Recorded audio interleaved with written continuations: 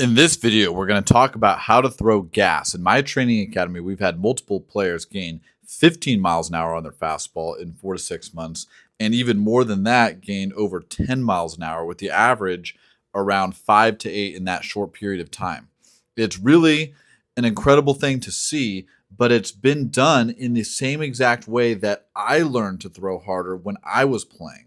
When I was playing, my fastball was in the upper 80s in high school, touching 90, and the same thing in college my first few years. And then I learned how to get the fastball a lot faster. So what I did is I got into the weight room and I got from being in the 160s, I was a great athlete, I was explosive, but then I added on weight, got to my heaviest 210 pounds, and my fastest was probably 190 to 200 pounds, but put on good weight, got in the weight room, lifted heavy. And so you see a lot of guys that throw really hard. Like you see Aroldis Chapman right here, and you see Ben Joyce. You see pretty much most of these guys.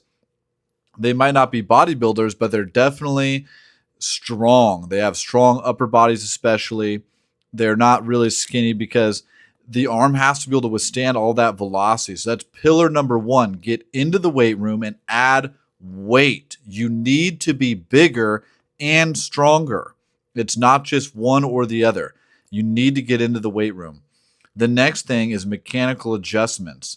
There's one particular mechanical adjustment I had one guy make where he gained 6 miles an hour in one day. It was the same mechanical adjustment that I made that took me from 91 to 96 in one day.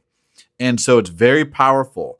And the last thing that's very powerful is getting guys on a throwing program that makes sense for them. And so it's not just a cookie cutter thing. So this is so important. And if you follow these principles, you will throw gas.